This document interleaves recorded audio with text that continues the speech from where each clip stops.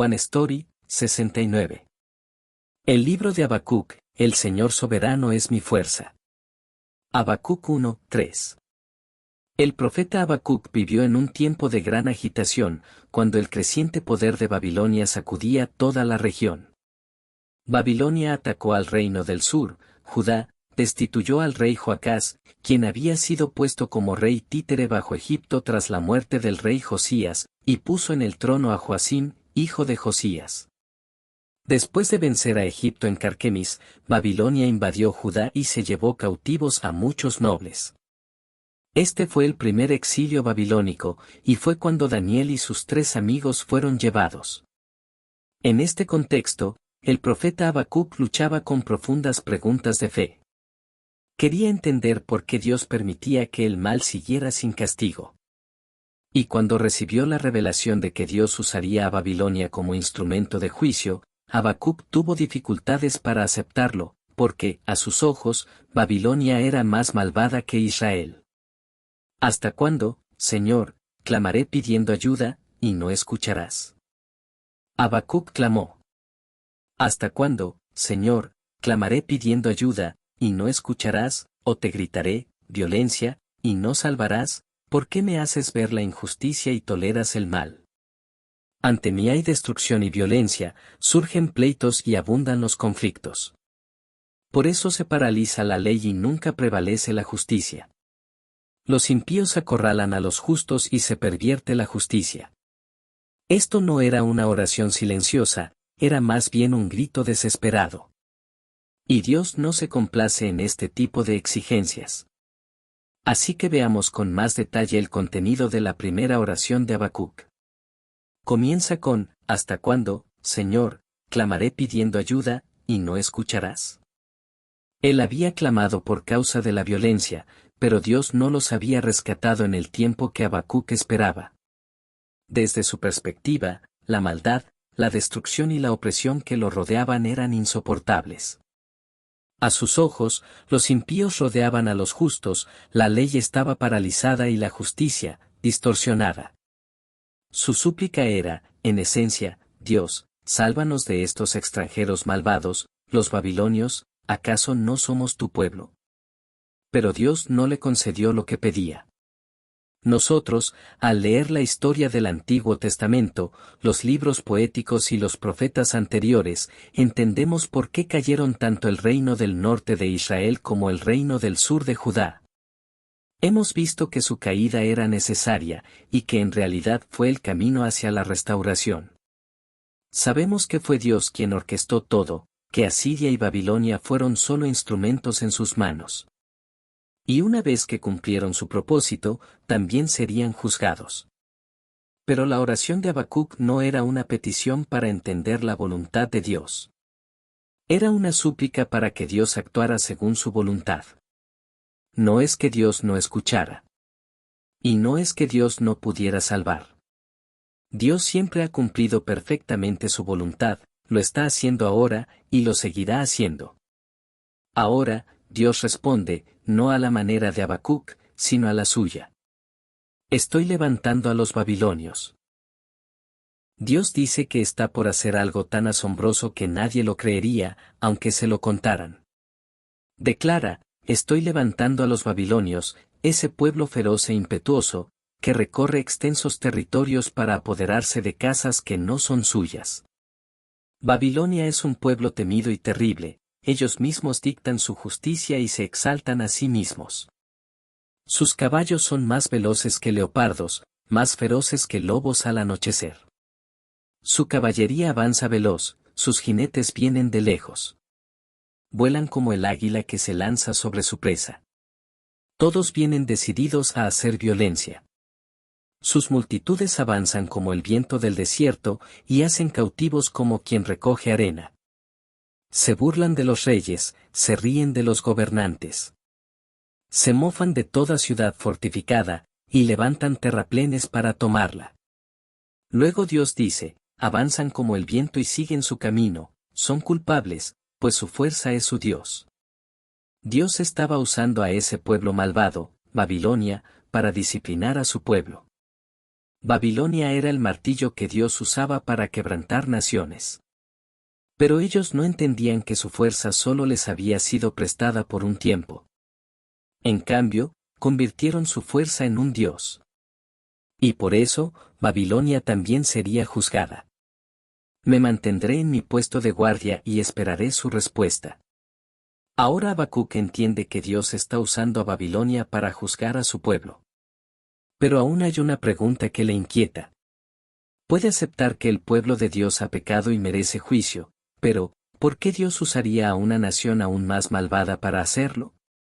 Babilonia había invadido muchas naciones y cometido incontables maldades. Disfrutaban del sufrimiento que causaban. Se llenaban con la riqueza que robaban. Así que ahora, Habacuc enfrenta a Dios, está bien que destruyan a muchas naciones sin piedad. Luego dice, me mantendré en mi puesto de guardia, me plantaré en la torre de vigilancia. Estaré atento para ver qué me dirá y qué respuesta daré a mi queja. ¡Qué valiente es este profeta! El justo vivirá por su fe. Ahora es momento de que Dios responda. Pero una vez más, Dios no da una respuesta directa a la pregunta de Habacuc. En cambio, proclama su palabra. Primero dice, la revelación aguarda un tiempo señalado. Aunque parezca tardar, espérala, sin falta vendrá, no tardará. Los malvados son arrogantes y no tienen integridad, pero el justo vivirá por su fe. Los impíos nunca están satisfechos. Expanden sus deseos y reúnen naciones y pueblos para sí. Pero Dios dice, ay del que acumula lo que no es suyo y se enriquece por extorsión, ¿hasta cuándo seguirá así? Y con el tiempo, otros se levantarán para aplastar a Babilonia. Porque saquearon a muchas naciones, el remanente de esos pueblos los saqueará a ellos. Babilonia derramó sangre y trajo violencia sobre ciudades y pueblos. La destrucción de muchas naciones ha traído vergüenza sobre su propia casa y pecado sobre su alma. La aflicción vendrá sobre ellos.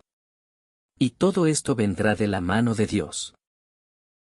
Que toda la tierra guarde silencio ante Él. Cuando llegue el tiempo del Señor, la tierra se llenará del conocimiento de la gloria del Señor, como las aguas cubren el mar.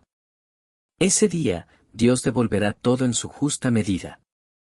La copa en la mano derecha del Señor será pasada a ellos.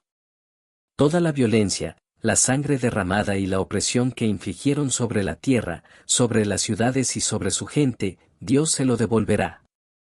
Ese día, las imágenes talladas y los ídolos fundidos, cubiertos de oro y plata pero sin vida, no servirán de nada. Aunque digan a la madera y a la piedra, despierta, y levántate, será en vano. Solo el Señor está en su santo templo. Que toda la tierra guarde silencio ante Él. Hazlo conocer en nuestros días. Ahora el profeta Habacuc retira su protesta anterior. En ese momento, Babilonia se exaltaba a sí misma, adoraba su propia fuerza y dominaba el mundo con orgullo. Pero incluso eso estaba bajo el control de Dios. Habacuc ha llegado a entender, todo esto está dirigido por Dios, y en su tiempo, también derribará a Babilonia. Eso también forma parte de su plan. Ahora Habacuc ve que ya no se trata de alzar su voz en protesta. Ora, Señor, he oído de tu fama, me asombro de tus obras.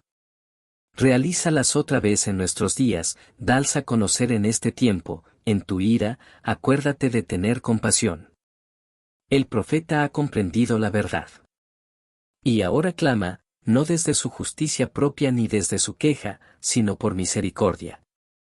En tu ira, acuérdate de tener compasión. Su gloria cubrió los cielos y la tierra se llenó de su alabanza. El profeta Habacuc comienza a apartar sus ojos del mundo que lo rodea, y los fija en Dios. Con los ojos de la fe, empieza a ver que este es el mundo de Dios, y esta es su historia. Incluso cuando no entendamos lo que está ocurriendo, si está bajo la mano soberana de Dios, entonces es bueno, no porque nos beneficie, sino porque viene de Él. Dios hará que todo obre para bien. El estándar no debe ser nuestro bienestar. El estándar debe ser Dios. Me alegraré en el Señor. Antes, Habacuc temblaba porque, desde su perspectiva, el pueblo justo de Dios, Judá, estaba siendo atacado y saqueado por la nación malvada y extranjera de Babilonia. Pero ahora tiembla por causa de Dios. Ha escuchado la respuesta de Dios y ha reconocido cuán grande es Él. Él confiesa. Aunque la higuera no florezca, ni haya uvas en las vides, aunque falle la cosecha del olivo y los campos no produzcan alimento, aunque no haya ovejas en el redil ni ganado alguno en los establos, aún así, yo me alegraré en el Señor, me regocijaré en Dios, mi Salvador. El Señor soberano es mi fuerza, Él da a mis pies la ligereza de una gacela y me hace caminar por las alturas.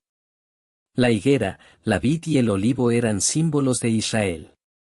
Pero por causa de la invasión babilónica, todo fue devastado. Los campos no dieron fruto. No había ovejas ni ganado. Todo había sido quitado. En el pasado, Habacuc tal vez habría clamado, Dios, ¿esto está bien? Pero ahora, levanta los ojos del campo arrasado y mira a Dios. Aunque todo le sea quitado, aunque no quede nada, él confiesa.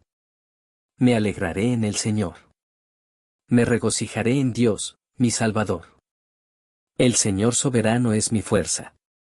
Esto es lo que Dios nos habla a través de su palabra. Que nos alegremos por causa de Dios. Que nuestra alegría provenga de Él. Que encontremos la fuente de nuestro gozo y fortaleza solamente en Él. A través del libro de Habacuc, Dios nos llama a mirar hacia Él en toda situación. Aun cuando no entendamos. Aun cuando no tenga sentido. Aun cuando el dolor sea demasiado. Miremos a Él. Dios gobierna toda la historia. Nuestra alegría, nuestra fuerza, nuestra esperanza, deben estar ancladas solo en Dios. Y esta historia del celo de Dios continúa.